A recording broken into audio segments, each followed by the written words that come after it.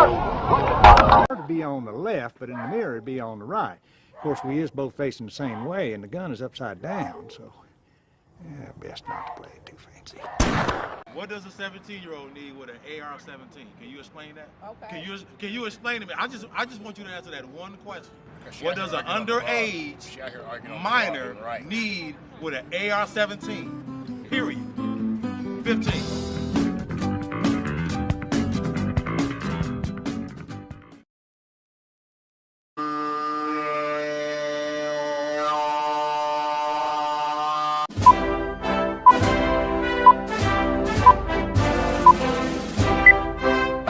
All right, you know what? Pull it out right here. This is your brain. This is liberty.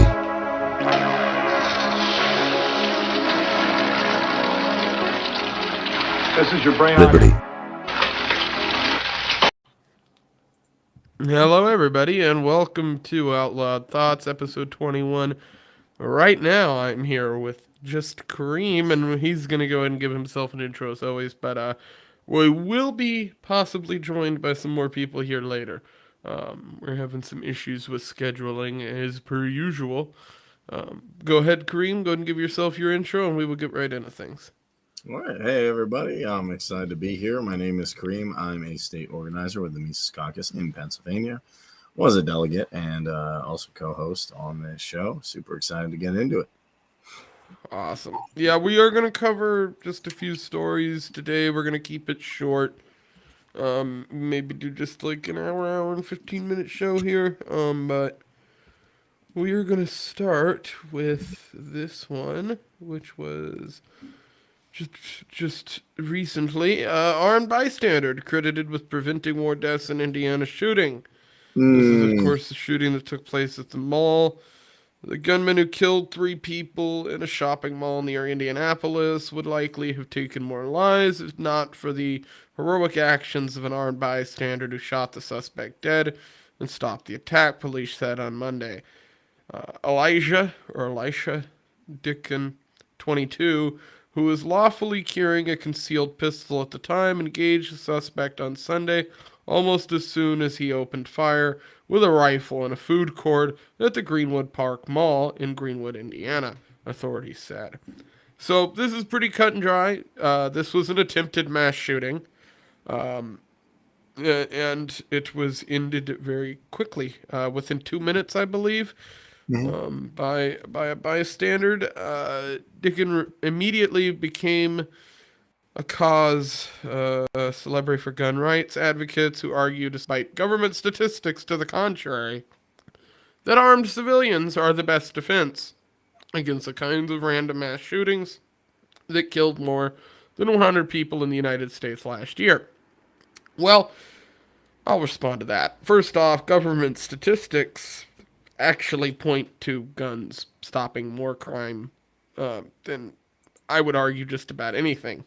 So it's a little funny to see Reuters saying stuff like that, of course. But I think it's interesting to compare this with what happened in Texas and say, like, okay, you had a whole armed police, like literally they had all their gear, with their theft dollars, and they can't stop one guy. Literally, this one guy, just an armed guy. I don't even think he's like, it's probably a handgun, I'm guessing, is able to stop a shooter, which just says to me that average everyday citizens, like I argued, it'd be nice to just have an app to like say, hey, neighbor, someone break in my house, help me. As opposed to, I don't know how bad it is for you, but even if you assume fine, government's good, you call 911 here, it's at least a 40-minute wait, at least. Like even saying they're the most malevolent, happy, lovely people in the world, and they want to help, it's going to take them time to get into a car and get to you, whereas literally average everyday citizens being armed stops tyranny, and it stops regular criminals as well. So I think people do well to take a look at this, take a look at Texas, and compare in Austrian economics. You familiar with the public choice option? Yeah. And all it really says is just because markets fail doesn't mean the government can improve upon it. The government may fail worse. That's how I would describe it. Like, okay, this thing is not good. Like, okay, fine. someone could hurt themselves with a gun. It's possible. But what's the relevant alternative? We all give them up and give them to a central institution that doesn't like us? Doesn't seem like a good idea. So I think it's just very simple to look at this. Look at the public choice option in Texas and determine which one do you think turned out better. And the shitty Twitter takes on this whole situation from leftoids has been pretty amusing. It's just it's that's retarded. There's a lot of people who don't even want to have open conversations. I saw people posting, a bunch of leftists posting when this first started, that the guy who actually took out the shooter was illegally carrying a firearm. Of course, that later came out to be not true. Serious? But I just find that to be a little bit amusing, that it's like, well, he had the gun illegally, so of course he shouldn't have shot the mass shooter. You should call the police all the way. Yeah. What's funny is this. The left is like, we don't ACAB and all this stuff, blah, blah, blah. Which sometimes I legit, but then they're like cops. I'm like, okay, get an AR-15. They're like, really? Yeah.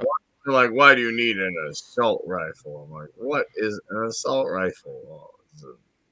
You can assault people with it. I'm like, that's not a tangible term. Automatic and semi-automatic, right. Yes.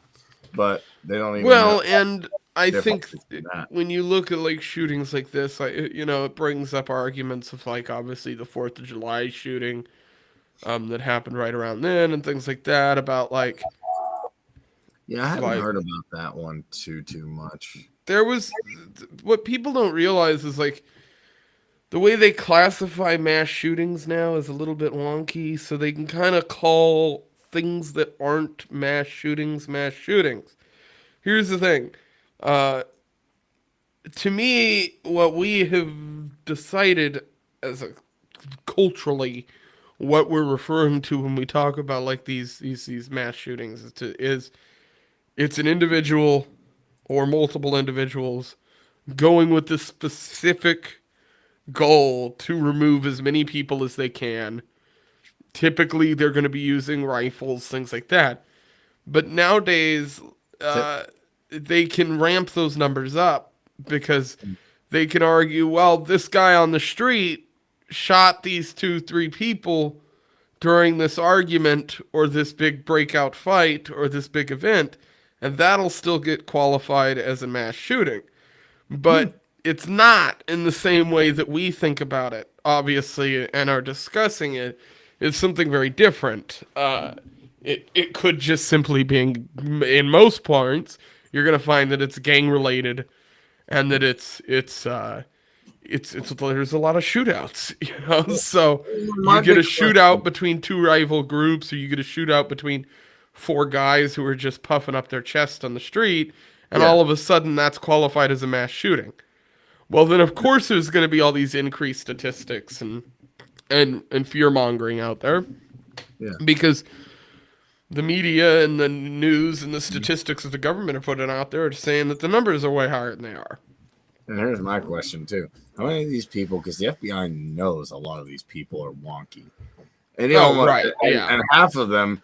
And I don't think it's even crazy to suggest anymore. This isn't like, lizard people thing. I believe in that. To say like the FBI even pushes people who have mental problems. Like, oh yeah. Oh no, that's 100% true. All the time they're doing this. So to me, if you're getting people who are mentally unstable, completely ignoring them, ignoring all the signs, provoking them into doing that, and then saying, oh my God, it's like problem, reaction, solution. It's the same thing all the time. Like, oh, Saddam had chemical weapons. He did. Who sold it to him? Well. Little old me. Well, it's, the U.S. is good at that shit, and the government, so, they're the best at it. But we have an interesting story revolving around some government officials and people connected to the government, which is this doozy. Secret Service says it's aware of alleged Hunter Biden iCloud lag. Let's talk about the fact that 4chan over this last couple weeks decided to stick the internet's 12-foot long dick up Hunter Biden's ass. The immense internet fucking that this guy went through after the laptop was turned up to 11 by my favorite place on the internet, other than maybe Kiwi Farms, 4chan. 4chan decides, and I believe this leak actually came out of Sweden. I see a bunch of conflicting bullshit. It appears to me like this whole hack came out of Sweden. It's most likely from the same individuals that did the laptop. It's possible that this hack is connected to the laptop, although I do not understand exactly how they were able to obtain the backup of his phone. But here's one theory that I'm running on. If you own an iPad or if you own an iPhone, and you want to, you can store a backup of that iPhone on your Mac computer. It just so happens that the laptop that was turned into the computer company, which was later had the contents ripped out when it was returned to the feds, would have had most likely a copy of that phone's backup on the computer. Well, we know for a fact that a copy of that computer was sent out of the country, most likely to Sweden, I believe was where it went. And so my guess is the reason that this iCloud hack is coming out of Sweden is most likely because that is where they broke into the computer's documents and then were able to get the iPhone backup from there. The majority of what was on this backup appear to be photos of Hunter Biden doing drugs, weighing drugs, all that good stuff. And probably other stuff. There's emails and other things present that are more important. And that's something that I think we're going to talk about here momentarily. But at this time, we are not in a position to make public comments on potential investigative actions, a Secret Service spokesperson said. So I have some theories about this whole situation. You know what that means? That's to me like political jargon speak for, there's a lot of bad crap on here with him, choking the chicken and doing the cocaine with the hookies. Let's not bring that up because we're part of the deep state and Biden is too. So is Deep State Dawn, but we don't like him for some. He's not our deep state favorite. Right. So let's get our deep state favorite in for the home team. Yeah, and what I have a feeling you end up with here is everybody in the media seems to be talking about the drug use and about the prostitution, and nobody is talking about the emails and the kind of handshake situation he seemed to have with his father. Mm-hmm. Which is, I think expected. Obviously, we expect that from the media at this point, but it's a little bit frustrating to see people doing that, Wait, the media's not covering something important? The Secret Service said Monday it's aware of a potential hack of an iCloud account owned by Hunter Biden, the son of President Joe Biden, after some of its alleged contents were posted to the online forum 4chan. At this time, we are not in a position to make public comments on potential investigative actions, but I can assure you that the Secret Service, along with other federal law enforcement partners, are aware of the social media posts and claims referencing Mr. Biden. Secret Service spokesperson Anthony Gugelmi said in a statement, whatever the fuck. Here's what I think is funny. They know exactly he's in trouble. They know what he did, but I think this ultimately confirms Dave's quote that says government is a criminal organization pretending to be human rights or fronting to be human rights. Because if you look at any criminal organization, this is typical behavior. Oh, one of our own's doing drugs. Can you imagine if it was a Republican? Not to say Republicans don't do garbage stuff all the time. They do. But if this was anyone else on any spectrum, they would be coming from, oh my God, he's a threat to our democracy. Democracy's garbage, But that's the kind of jar. Oh, he's irresponsible. How could he? He's doing drugs, you know. I mean, pick anybody, even if it was Trump Jr. doing this. This would be on every headline, every place. This would be in everyone's face. This would be all over Twitter. And that's not even saying I like anything the Republicans have done. They've been pretty terrible too. They don't really, in my opinion, stand for anything either. They just kind of go along with the flow. What's going on with the flow? They just go. Oh, okay, the Democrats want to do this. We'll do that too. Okay, so, I do have a funny question for you, though. Okay. Who is a more iconic crackhead? Rob Ford or Hunter Biden? Probably Hunter Biden. This is if Rob Ford died, but if Rob Ford was still alive, and Hunter Biden and Rob Ford were in the same room, I think the world might come to an end. Also, there'd be enough drugs in that room to fuel a small army. A little bit. So, I guess we could watch this one. I know this was the clip that I will argue went most viral from the 4chan releases, which is, you know it's going to be good when you see that face.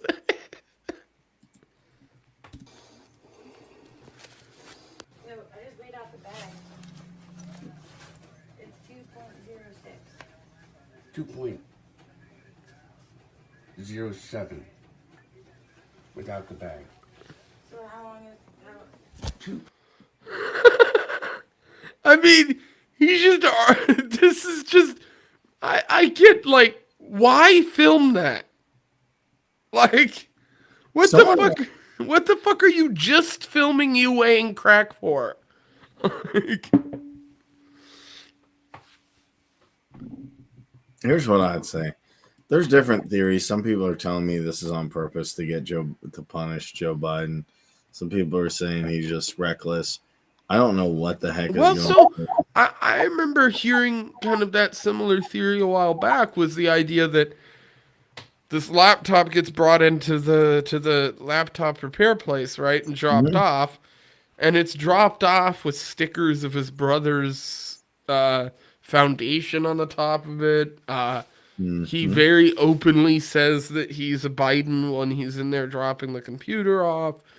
And then he's told multiple times to come pick the computer up and doesn't.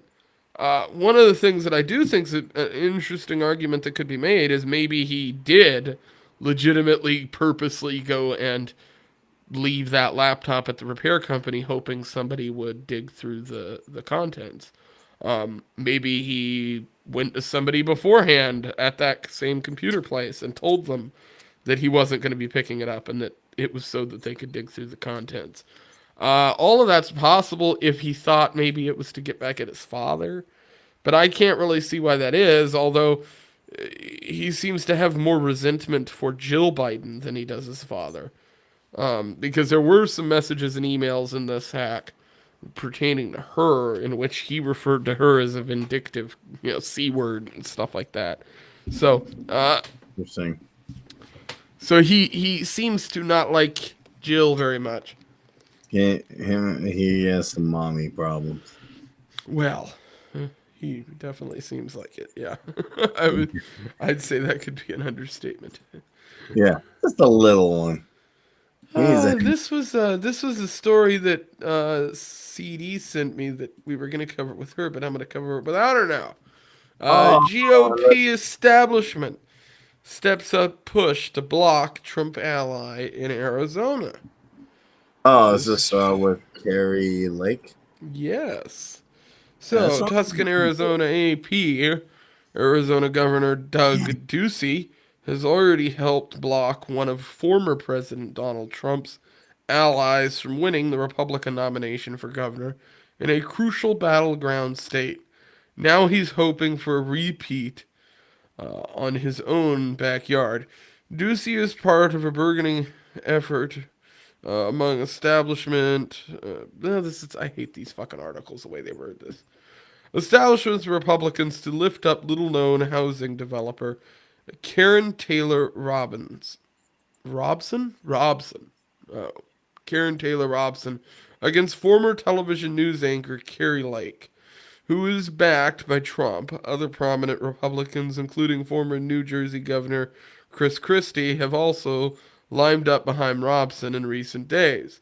On Monday, Robson's campaign announced the endorsement of former Vice President Mike Pence, who will campaign with her on Friday, the same day Trump is scheduled to hold a rally for Lake, creating a split-screen moment underscoring the divide between the GOP establishment and Trump. The push for Robson is reminiscent of how many leading Republicans, including Ducey, rallied around Georgia Governor Brian Kemp in the final stretch of his ultimately successful bid to fend off a Trump-endorsed primary challenger. So, I don't think this is going to be successful. Carrie is somebody who seems to be pretty liked. I know that Tim Pool appearance definitely did her a lot of favors. In Arizona, people are independent-minded, much like they are in Georgia, and they pick the person who they will.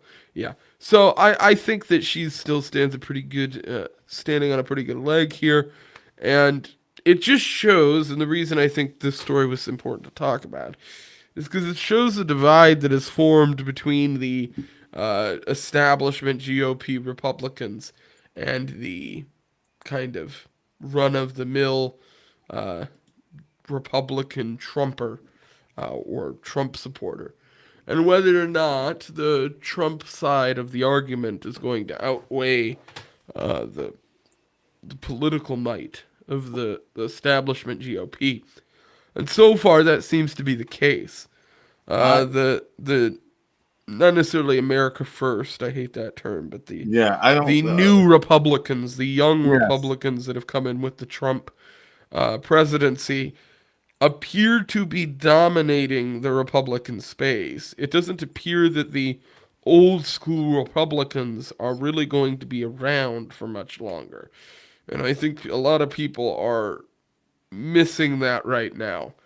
The most influential, biggest Republicans that we have thought about in the last 20 years are leaving politics or being forcefully pushed out.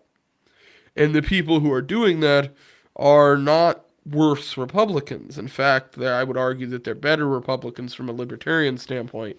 The people who are pushing out the older class of Republicans tend to be these younger guys who are a little bit more based on economic issues, more of, obviously a little more tyrannical than I would like, and Republicans are always going to have the issues that I talk about on the show constantly. But ultimately, the outcome of it is that they're not doing that bad of a job, and they are holding some of the older Republicans accountable in a way that no one else really can. Specifically, like take a Mitch McConnell, right? Like a Mitch McConnell is somebody just 6-7 years ago was loved by the Republican establishment, and now it's almost difficult for them to like him because he's not just liked, or he's not just hated by the Democrats. He's hated by, I would argue, the majority of younger Republicans. I think you could say the same for quite a few different Republicans as far as in the speaking world. But I think we've seen a lot more of that. And I think this is a way that we're going to see it taking hold, is that the establishment Republicans are not going to want to run candidates that are in this kind of new age version of Republicanism. And so what you end up with is the GOP literally combating against arguably one of their own candidates in Carrie Lake, which is hilarious, from my perspective. I'll say this. I like the infighting. Like, hey, if Democrats or authoritarians want to fight each other, I'll bring popcorn. Heck, I'll bring the baseball bats too, and I'll just go the other one. Like, hey, they wanted to do it. I don't want to stop them. But here's the thing. Based on what a Republican is, the actual definition, which is someone who governs a small republic, to me, I would argue there is really no such thing as a Republican in the federal government, um, because you're too far away to actually be an authentic Republican. That being Well, said, I think that's true to an extent, but I think we changed the meaning of these words, right? Like, we did. we don't look at the word Democrat doesn't mean what it used to 60, 70 years ago, because if we were talking about Democrats, say, in the past, then they would be the KKK. So you end up with kind of a slippery, right? But this is the argument I make, is To be fair, a lot of Democrats have reversed that, and they're like, "Oh, I'm progressive and woke. Oh, here's what I think of this." But yeah, it's those are funny liars. enough. Yeah, they turned a 180. But I will say this: Trump people are better on some things. But a lot of them are not anti-federalists. They Definitely not. No, they still believe. I actually think it's like this: the old guard is like Smeagol. And the new guard is a hobbit who's like, oh, look, he's become evil with that ring. They're like, yeah, and he has. Oh, let me take the ring off the rhino. I can use it for good. I'm like, and the libertarians are saying, no, you can't use it for good. No, I can do it. We need to do this. We instead of replace Sauron with China, and you're basically there. Right. But you know that China. I'm like, at this point, I don't care. I'd like to get them just get the federal government out of the way and then decide what the best thing is to do. But I'm with you there. But for me, the ultimate problem is whether the GOP rhinos went out or whether the Trump Republicans went out, which that would slightly be a little bit better. But the problem is still fundamentally, we have this ring. Actually, we have this multiple ring thing where people are still going to be corrupted by this central institution called the federal government.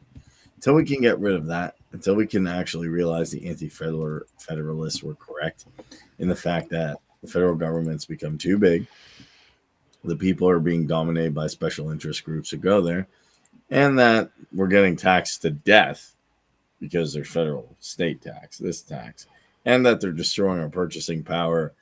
They're involved in every conflict around the world.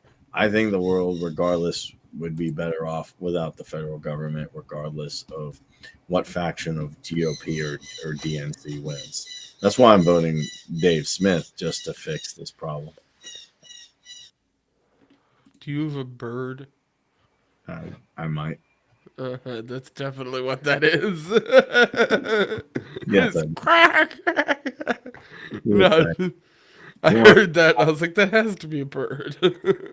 He wants to try out anarchy. Rothbard flavor with some Bakunin sprinkles.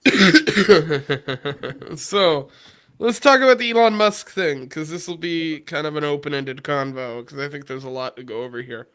But I'll read through some of this, and then we'll kind of talk about it in general, because there's stuff that I didn't cover last week. What, him banging his employees? Oh, that too, but I don't have an issue with that. In a reply field on Friday to Twitter lawsuit, Elon Musk's legal team is pushing back on the company's attempt to have a quick September trial. Tesla's CEO is asking instead that it take place in February, per media reports. Why it matters. Twitter appears intent on getting this sorted out as soon as possible, but Musk wants to have time for discovery, presumably for a better shot at building his case. According to a summary of the filing by the New York Times, Musk accused Twitter of delays and evasive answers on the question of how many spam bots were active on the site. That issue lies at the heart of his stated refusal to pursue the deal. To date, Musk has not been satisfied with the information Twitter has provided. What's next? A Delaware Chancery judge will hear arguments on Tuesday morning from both sides in the case, according to court filing. Meanwhile, also on Friday, Twitter's board urged shareholders to approve Musk's acquisition of the company per a new SEC filing. So I'm going to go over exactly what has been going on and explain why I have changed my opinion on this whole topic a little bit. So I'll start with this. Elon Musk attempted to buy Twitter at what I believe was a highly inflated price, right? He knew it was a highly inflated price. He offered them a lot more than the company was worth because he wanted to make sure that they would accept it.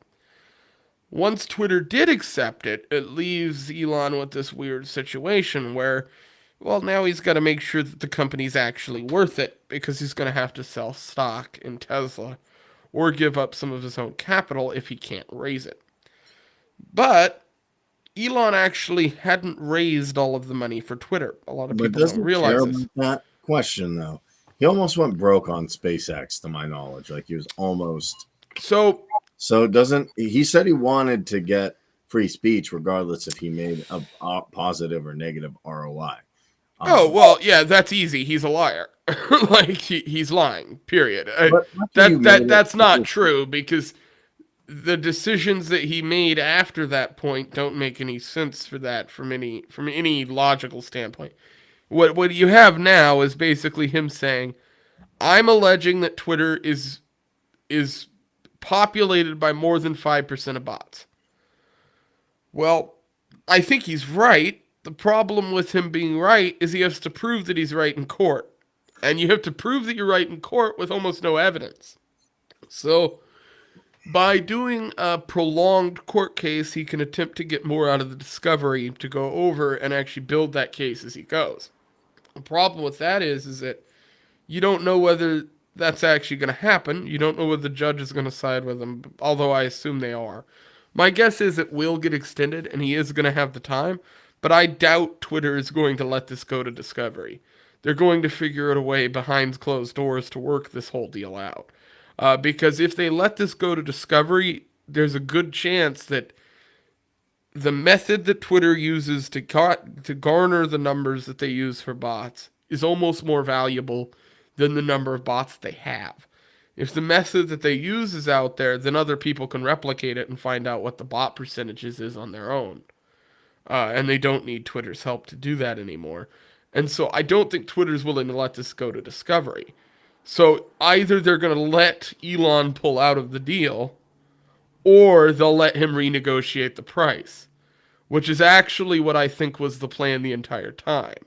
I think Elon just wanted to save money, and he knew that this lawsuit would kind of force their hand a bit.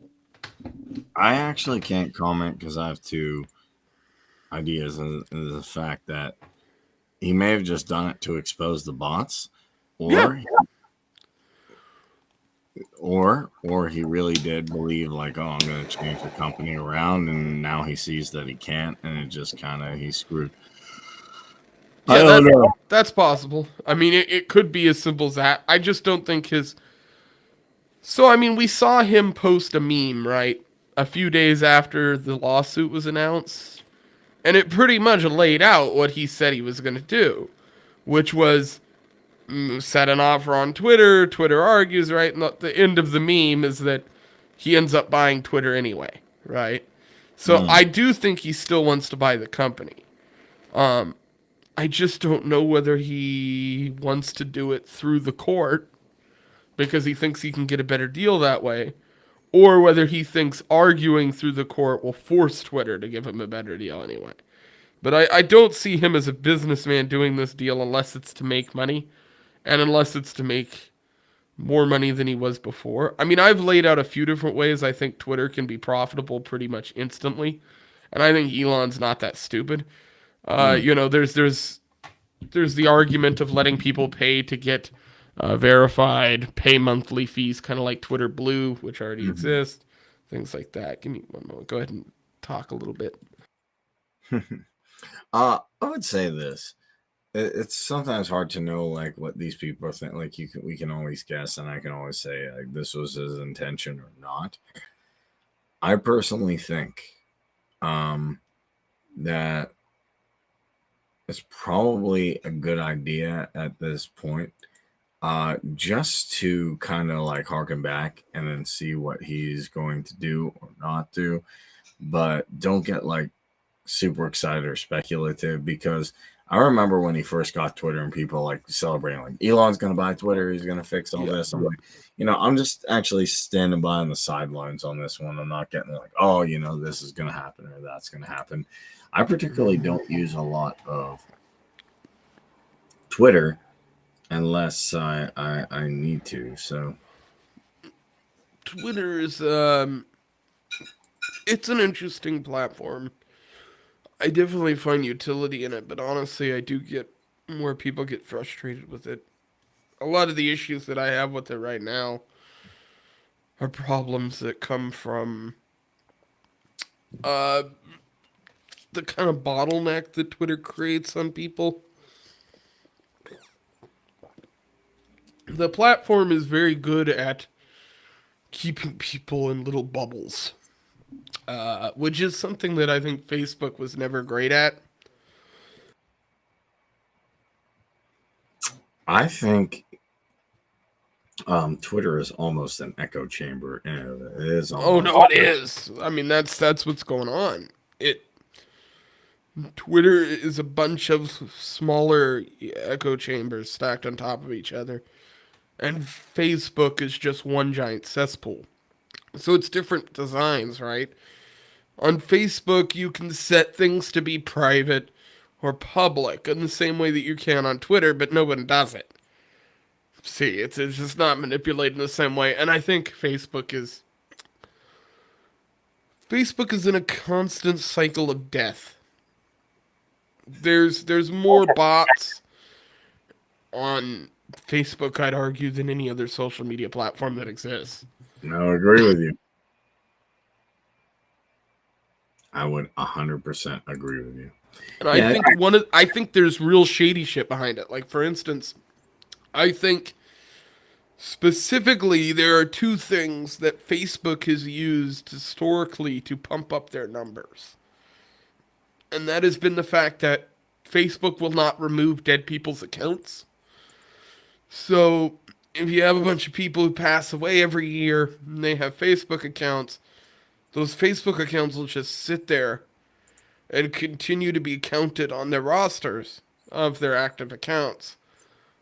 The same is true for most social media platforms, I believe. So, and then on top of that, you have so many bots that just aren't really removed.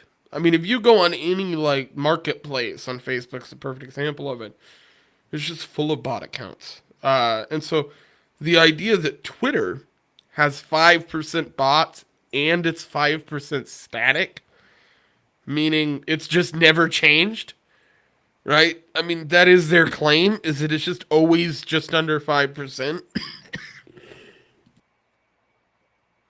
Yeah, it's just these social media platforms are all geared towards the left, and they're infiltrated with bots, and more bots. I just don't see fixing them to be a worthwhile thing. It's like trying to fix the federal government. They're like, "Oh, we'll just get the right people in here." I'm like, I've heard that. I think Facebook and Twitter and all those things definitely have utility. The fact is that they operate as some of the better advertising tools that individuals can use. They are some of the better communication tools that exist out there. From that. In the case of Twitter, I would say yes. Yeah, and I would say Facebook, yeah. I don't see any reason why those companies don't need to exist or operate. The problem is trying to thing that can exist, because it'd be really, really hard to get rid of to make Facebook, even with people being sick of it. And in general, I mean, even from a standpoint of whether or not I could just like, if I could wave a magic wand and erase Twitter and Facebook from existence, I don't think you'd gain any benefit from erasing it. Like, I think there's a lot of people who over-exaggerate the mental aspect of social media and what it's doing. And I think if you actually look into that, what you find is that, well, actually a lot of that has to do with just society in general and a lot less to do with just social media. A lot of it is what is seen on social media and what is posted on social media, which has fuck all to do with the social media company and everything to do with how society is doing. And so, if you have think about it this way, right? If I get a group of 10 people who are all like fucked up in the head, and I have them all draw me a photo, and then I go around and look at all those photos and go, wow, these are all really fucked up and gruesome. And then I take all 10 of those photos and just post them online, right? From 10 different names. Well, now you get to see all that stuff, right?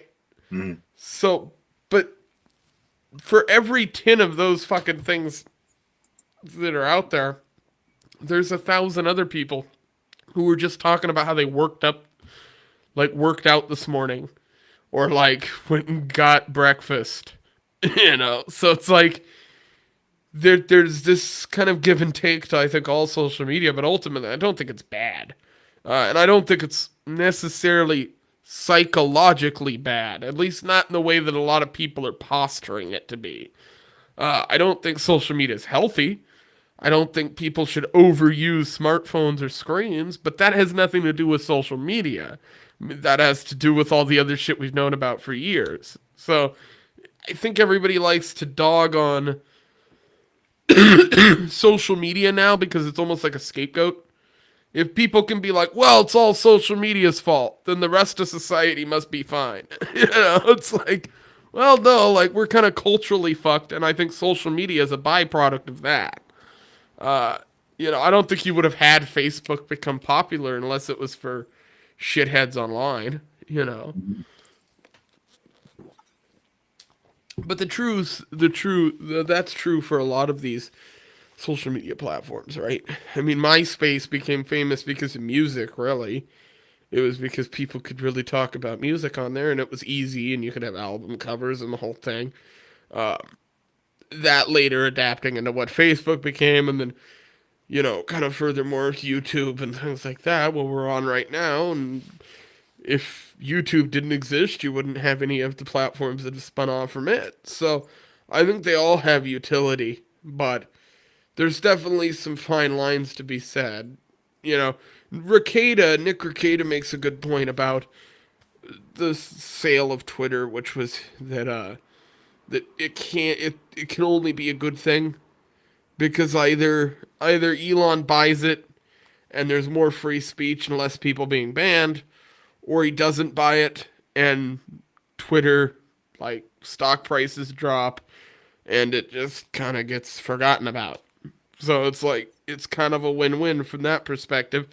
And the same's true for Facebook, because Facebook's been going down for a while. Pretty much ever since that Cambridge Analytica shit. The Cambridge Analytica scandal is interesting. Yeah, it is. Well, is there anything specific you want to talk about? Fauci said he was going to retire. I think that's interesting. Ooh. Or speculated he may at the end of the Biden administration, which, okay. Saudi Arabia is not doing good with Biden, which I actually like. That's about I heard about that. Okay, I got this story here. I will bring it up. Me and Republicans have a way to, they're like, oh, he's making us look bad. I'm like, good. Yeah, with Saudi Arabia, why do you want to look good? It's like, hey, this guy that hate, you're making me look bad in front of people who don't. Well, the truth is, the reason you're hearing that more and more is because of this. I'm looking up the photo right quick.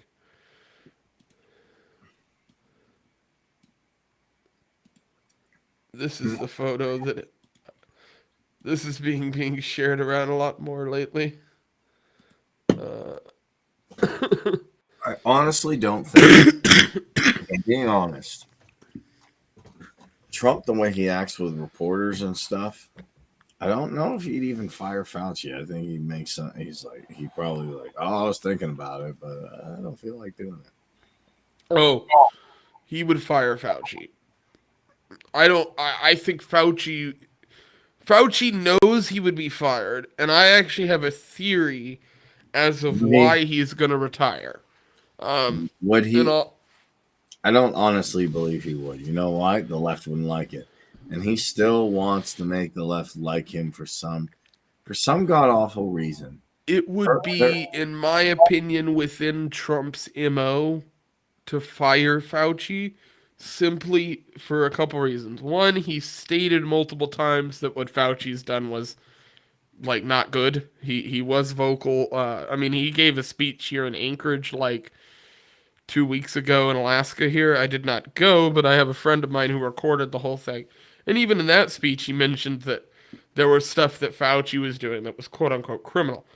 What I have a feeling is going to happen is that I think Fauci became aware that if Trump wins the presidency again in 2024, that he was going to make a very public measure of kind of smacking Fauci on the bottom like a child.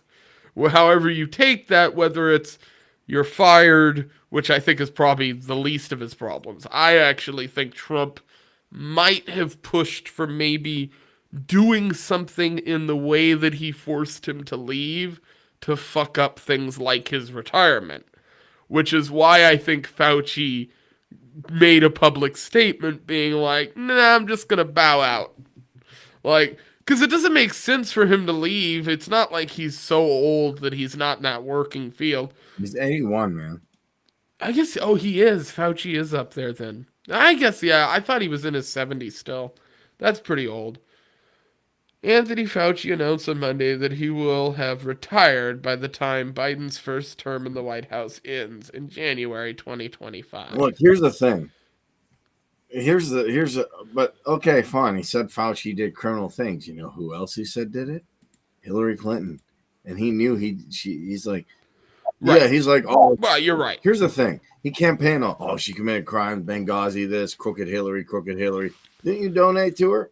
Oh, and then there came out things, oh, I like her and her husband very much. They're great people. I donated.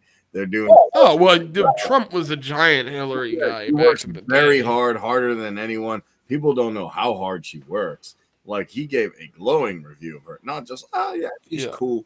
No, like, he was like, Hillary, you know, if you look at old interviews, he's like, man, she's such a good worker. She works hard. She's a good person. I love her.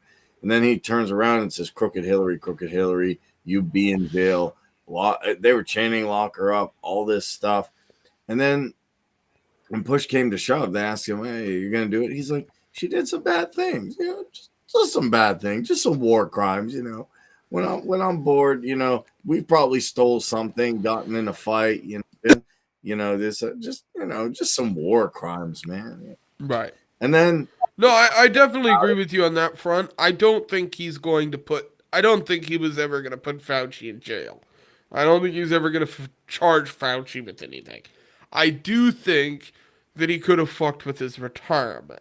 So this would be things like firing him rather than letting him retire, which does do certain things. I don't think it's a big deal for him to fire him. It is. Because I don't even think the left, from the perspective of the left that will be formed post-2024, is going to give a shit about Fauci. I don't think any of them would have cared for him. I don't think any of the establishment left, once Trump gains power after that point, would have cared if he fired him.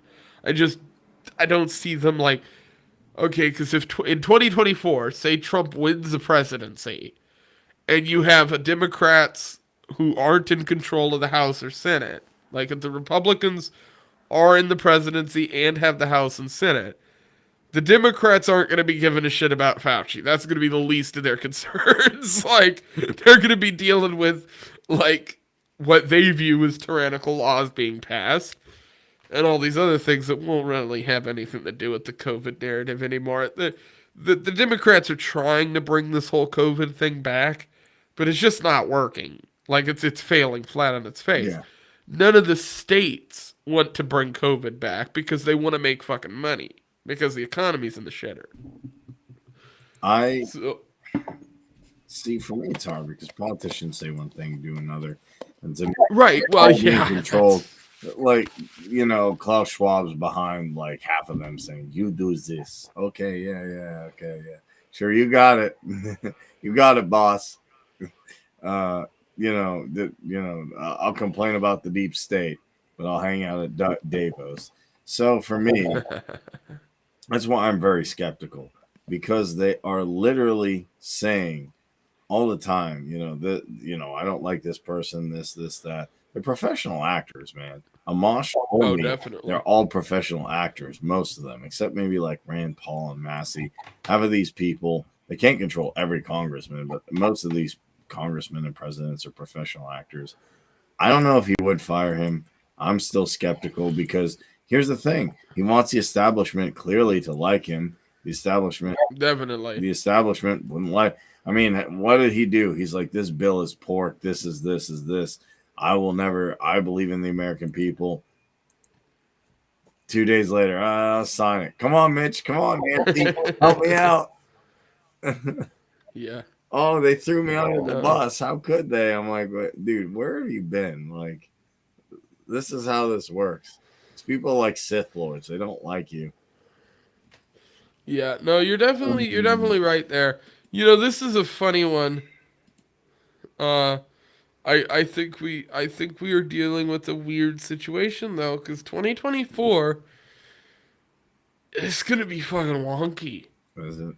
It's almost like these last 4 years of Biden, what will be the 4 years of Biden at that point, or assuming that he remains president the entire time. It's gonna be weird. It's gonna be a weird election season in general. Because it's just gonna be. I think the media is not gonna know how to react. I think everybody's expecting that the media is gonna turn in 2024 against Trump in the same way that it did in 2016, and I'm actually theorizing to myself the opposite. And the reason I'm saying that is because even these liberal news companies, they are broke. CNN is fucking shredded. And I don't know if these companies are going to want to put themselves in a situation where they go right back into the bashing Trump train that existed back then, because I think they know that they'll lose so much money doing that they need to just not. And so I actually think you'll end up seeing a lot more silence during this next election. Like, you'll see a lot of the liberal media companies just not covering anything at all on those topics because they don't want to lose the viewership. And so I don't think Trump's going to get as much of a boost as he did from the media in 2016, which is why I think somebody like a DeSantis or another Republican had a chance to kind of combat him in the GOP primary. But then I see all the Bannon going around to states and getting them ready to suspend their elections. And that is real. Like, I've talked to people within GOPs of... Oh, he is for sure, but here's the thing. He is a decent strategist. And one of the things that he's set up is these GOP Republican states can suspend their election period. So when they go to hold votes and things like that to pick the Republican nominee, they can just name Trump as the nominee and suspend it from there on. So they don't have to continue prolonging that process. So theoretically, if Trump announces, you could end up with 8 to 12 states, Republican states, just coming out and citing for Trump pretty much overnight, which would kill the chances of any other Republican nominee getting the nomination.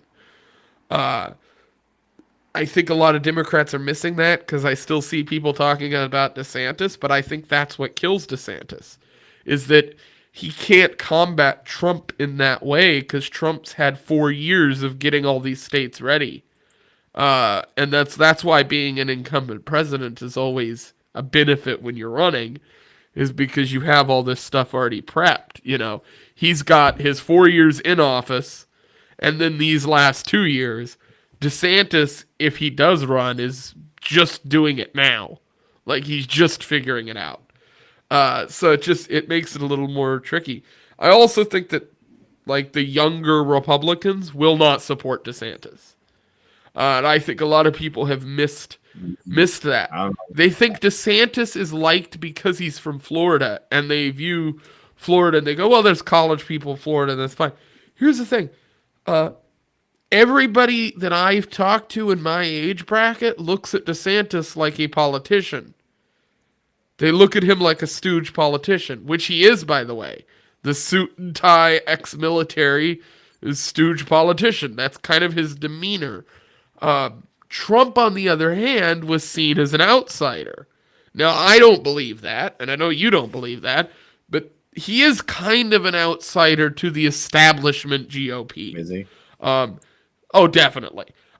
Look at this. I mean, Carrie Lake is a candidate backed by Trump who's actively being fought against by her own Republican Party by the establishment GOP. I mean, but what's interesting is I'm in Pennsylvania, so I have some knowledge of the landscape. There's a lady named Kathy Barnett who was real vocal on the World Economic Forum and all that type of stuff. Yeah, I've seen her. I saw her do ads on YouTube. Okay, cool. So she's definitely for a Republican. That's kind of like, oh, okay, like I like her. She's clearly anti-establishment, talking about the World Economic Forum, stuff like that. I don't think she was a former Democrat like Carrie Lake. I mean, I think she's decent. He came here and endorsed a guy named Dr. Oz, who's pro red flag laws, pro trans kids, pro abortion, pro like everything the Democrats think. A lot of people voted for that guy. Yeah. Right. So I agree with you there. Dr. Oz is a massive piece of shit. Anybody who watched that guy's show and then went on to vote for him, I'm like, they did. People I question your intelligence. There are people literally in comment section saying, I don't like John Fetterman, which is the Democrat, so we just got to get behind this guy. I'm like, man, you guys are just keep falling for the same thing. You got another World Economic Forum guy who's just like, oh, well, I know they're both bad, but we just got to do it. And I'm like, no, I'm libertarian. So to me, I don't really feel any of these people who are selected are really outside of the spectrum. If you want to argue Dave Smith and Ron Paul are, yeah, 100%. Well, obviously, I think I would have agreed with you if it weren't for me being on the internet during Trump's election. I always talk about this story, but the day that I went online, specifically onto forums that I was on, we're not talking like Facebook or YouTube or shit. I'm talking like more 4chan, Reddit, that stuff. The day that Trump announced his running before the 2016 election, that every post pertained to Trump. And every single post that pertained to Trump, it didn't matter whether it was talking shit in the good or bad spectrum, right? It was just that they were talking about him, bringing his name up. When I mentioned that at that point, on the exact opposite spectrum, as the internet was talking about the guy constantly, the media, even on the right, was bashing Trump up until the day he got the nomination. I mean, Fox News. I mean, Gutfeld, Tucker, multiple different like big influential people at Fox openly mocked and made fun of Trump's running before he became the nominee. So the fact is I don't think the Republican Party saw him as an insider. I think they all saw him as a guy who bought politicians in the past. Because that's what Trump was. He was somebody who had a lot of money, who needed to get political things done in New York. So he was very well known for going to fancy parties and paying for these. You know why? Right? I mean, he went to Jesuit school. The Jesuits are like, okay, I'll argue there's some good Freemasons. Jesuits aren't the good Freemasons. They're just Jesuit school. His uncle withheld stuff on Nikola Tesla. If you want to, I live in a town that is pretty much built by Masons, and I would argue, for the most part, not the good kind. Yes, and he's not the good kind. He's a bad Freemason. I agree with you there. On top of that, knew Hillary, was well connected with Hillary, connected with Ghislaine Maxwell. This is not, and to me, this is not any good. And he was a Democrat. He knows Klaus Schwab. He went to Davos. There are multiple things I could keep. Like Pfizer gave him contribution. No, I believe all of that. Yes. The thing is I don't believe he was present at those things because of politics. No, I believe he was present at those things because of money. Because he's a businessman, and he specifically wanted to appear as though he was as successful as his father, which is, I think, Trump's entire legacy at this point, is to try to make the appearance that he's furthered and done all this great stuff, which in realistically he's kind of just carried on the same things. But I also think that what you'll end up finding is that over time, Trump's whole demeanor and his whole way of carrying himself has become like, the Republicans that don't agree with me, I'm just going to ignore. And I think there's a reason he's doing that. Like, you don't see Trump attacking Republicans as much as you would think if he was outside of that kind of space. But when Trump is attacking people, and actually going off and kind of really kind of, when he rambles on Truth Social, things like that, he doesn't really have morals or guidance on who he's attacking. He kind of seems to just talk about whatever he wants to talk about. And I think that's something that people miss. Is I think what makes a lot of Republicans view him as an outsider is the fact that he was willing to respond to people in a way that Republicans just won't respond to people. Okay, I'll say this. He definitely did that. All these people are actors. That's how I look at it. The World Economic Forum said, "Hey, Obama was a smooth guy. Get me someone else on the right side who's funny." Oh, okay, we like. I've heard people use that as a measure, like the Trump versus Obama, how they were both kind of suit and tie, straight edge businessmen, kind of right. The difference is, to me, was always Obama is clearly acting. We know that. Acting. You can and I do agree that they're both acting, but they're acting in different ways. Yeah. What they're having to cover up. Obama, I believe. And I don't know if you think the same way, but I think Obama just probably talks like a average third generation kind of city slicker kind of black guy. And if you listen to some of the writings that he's written before and stuff like that, if you look at some of the old stuff, it's kind of cadenced that way as well. And I think he developed this kind of character, right? This acting role that he goes up there and does, where he talks slow, because I think people kind of told him, you can't be yourself. As a politician, you're just not allowed to be yourself. And so I think he puts up this kind of facade that he used in the presidency. Trump is the same way, in the fact that I think he talks like a New Yorker, fucking, kind of that. I don't know how to explain it, but just that kind of drawl, that kind of group of people, that the accent, the whole kind of demeanor, the attitude, everything. Same way that Alaskans have kind of that same style and look that everybody talks about. Yeah, and so when I look at the way that Trump's doing it and the way that Obama did it, I'm like, yeah, they're both acting. The difference is that Obama is acting to put up a facade that he's a good person, right? Obama was the dude who was like, whoa, we need to protect the citizens and we need to be nice, and then just bomb a bunch of people in Yemen, right? Yeah. Right? Just bomb a bunch of fucking people. To me, most drone strikes of any president, right? Yeah. I think one was horrible, didn't end any wars, start a bunch more, completely bad. I would just say though that they're all actors and they're all just playing different roles.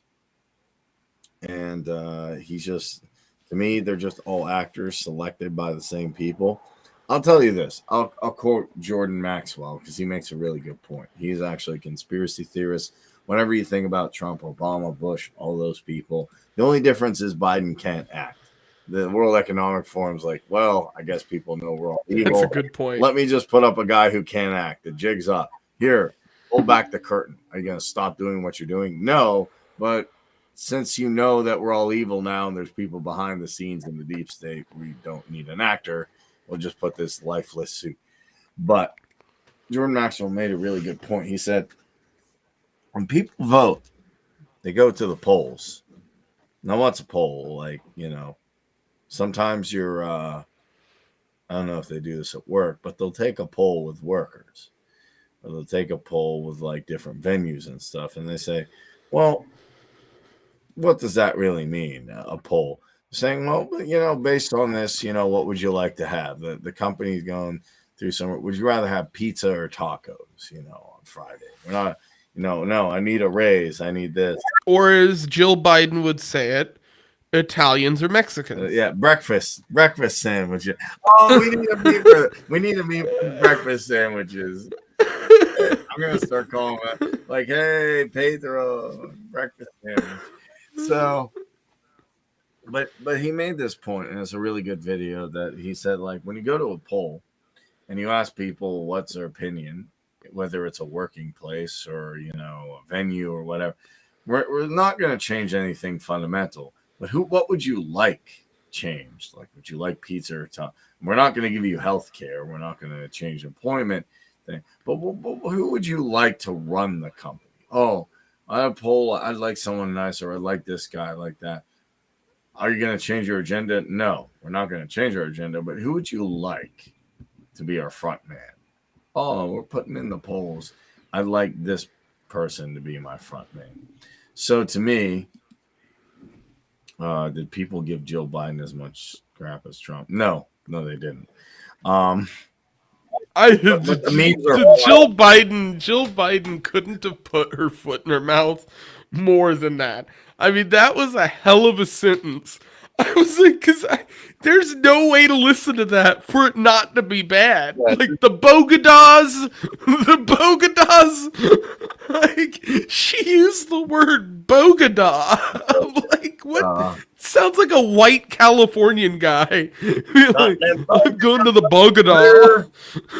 But I think it's quite simple that he makes a good point. You go to the polls, and what the elites are saying, we're still going to do our agenda. We want to do Operation Warp Speed. We want to do this. We want to have our Ukraine. We want to cause an energy crisis. We're still going to do it because me and the globalists have talked about it. The ones you see on TV are going to be the ones, and then the ones you don't see, like Rockefeller, Rothschild, all those fun people you'll never hear about. Those are the ones even behind them. They're the ones pulling the strings, but who would you like to be our fall guy? Who would you like to go to the poll? And when you go to the poll, who would you like to be the face of our agenda? Oh, I'd like Trump. I'd like Obama. I like Biden. Okay, well, we'll give it to you. They're not going to change policy. I've even argued this controlled opposition wave. Oh, I'm sorry, red wave. It's not going to change because you cannot vote out special interests. You cannot vote. I agree with you there. The red wave is going to be useless for Republicans, especially because I don't think they're actually going to control. Like, okay, hear me out. If the fucking Republicans don't control the House and Senate, then it doesn't mean anything, right? Yes, it's like you can have a red wave, and it's like, but even if they do control it, you're not wrong. Like, it's not like they're going to come out and like do anything with it. Like, oh, hey, you know what's going to happen? They're going to come in, say a few things. Maybe they'll be good for a little bit. Then the special interests will get involved, and they'll probably be at a party. Oh, we saw you did this. Bunch of lobbyists. Yeah, and then there'll be lobbyists. Unless you're electing 100 Ron Pauls, which they're not. And they're like, oh, okay, yeah. Can you please sign this bill for Save the Puppies? What does it do? No, I don't want to. Save the Puppies. No, it's actually In the fine print, it reads, "We get to take everybody's puppies and give them to the ATF." We euthanize you. Like, oh crap, yeah. But hey, I'll give you 100 million. You heard of governors to Gitmo? This is pit bulls to the ATF. Same shit. So that's what's going to happen. You can't vote out special interests, and you can't vote out bureaucrats. And even if you did, you think the intelligence agencies would listen? Do you think the intelligence agencies listen to the president or Congress? Don't overthrow the government of Ukraine. What? We don't care who you are. He's gone. Well, I think too. A lot of Republicans woke up to that too. Recently, that I've talked to with the whole Jan 6 stuff, is they're just like, "Oh, it's all Fed shit," and then they're all like, "Wait. But if it's all Fed shit, then that means the Feds weren't listening to the president." And I'm like, yeah, that's what that means. That's exactly what that means. So I'd say they're half right. This is what frustrates me. Oh, well, yeah. Because you know what they'll say, though? Most of them will say, oh, it's all Fed shit. They're doing bad. I don't trust the FBI and the CIA as much as saying they're bad actors. But that's okay, Kareem. What we're going to do, we're going to weed out the departments and find all the bad actors. CIA and FBI agents are just going to, oh, here's the bad people. Drain the swamp. Yeah. And then they're like, oh, wait. 2 years passed. We fired a bunch of people, and the intelligence agencies are still doing crazy shit. Imagine that. Dude, Trump said drain the swamp every fucking speech he gave. And then he gets in and he's like, I got a bunch of swamp monsters in. Drain the swamp with who? Dude. John Bolton? John Bolton. God, I got a fucking Shrek with me in the back. Did you see this motherfucker? Drain the swamp with who? John Barron, who worked for with Goldman Sachs. It's fucking the whole truck. Here's what even pissed me off more about Trump. If Hillary got in, the Treasury Department's Goldman Sachs, the Defense Secretary's Raytheon.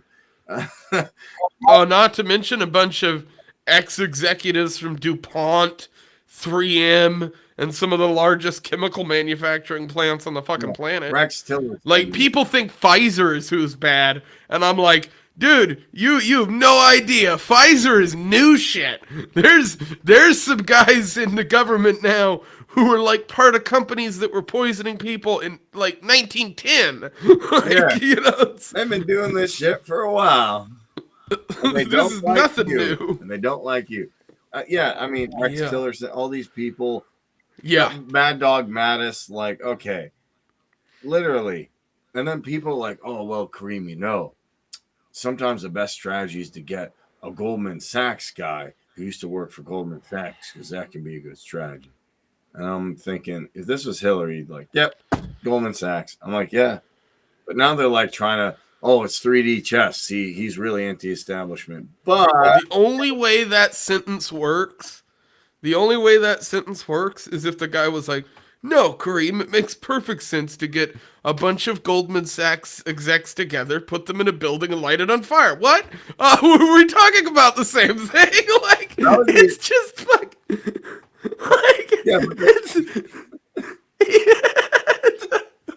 I'm just, the idea that somebody could be like, oh, it's perfectly fine to hire the guys who were in charge of the biggest banking disaster known to American existence. Why not? Too big to fail, right?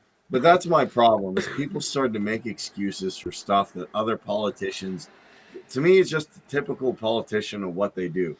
So you can isn't that what the Republicans did to Trump? They made him too big to fail. They argued that he was just automatically going to win. And then when he lost the election, the argument then becomes, well, they had to have cheated, right? Because this was a shoo-in. He couldn't have lost. And I've always been like, not sure about that. Like, I get the whole 2,000 mules argument and that whole thing, but I'm like, I don't know how much I believe that. Because it's like, if all you're saying in the media is I'm definitely going to win, there's a certain group of people who won't go vote because they think you're automatically going to win. Yeah. It's like, the same thing. So she didn't campaign in certain states, just didn't care. Hey, I'm gonna win. But she ignored the working class. She did. She didn't go to places where there was big groups of working people. She went to places where there was lots of government officials. Yep. And I can't make you win. So, but here's the thing.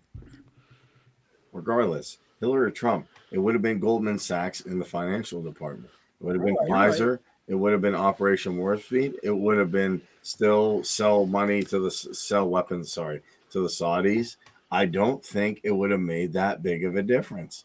To be honest. Well, hey, maybe we'll end up with a round 2 in 2024 because we could technically end up with a Trump-Hillary running against each other again. Although I think it's pretty far-fetched, but it is possible. Could. All right. Yeah, well, if you're good to wrap things, I think we can wrap things up here. I don't really have any other stories, that's why. All right. Not really. The government. Well, you want to plug stuff then? Yeah. Well, one thing is the government secretly got a bunch of medical procedures that the establishment wants you to take for a monkey. Yeah. They secretly bought that, so that's interesting. We can look into that actually on the next episode because I've been needing to do like a whole thing on monkeypox stuff. Shingles. But yeah, everyone, I am Kareem from the Essential Libertarians, giving you the tool for self-governance. You can also catch me on this show on Monday, Outlawed Thoughts, and on Conquering the Divide with Daniel Bitro. Thanks for tuning in. I'll catch you soon. Awesome. And you guys know my stuff, but yeah, follow me at Liberty Layton, and I will catch you guys on the next stream. Peace.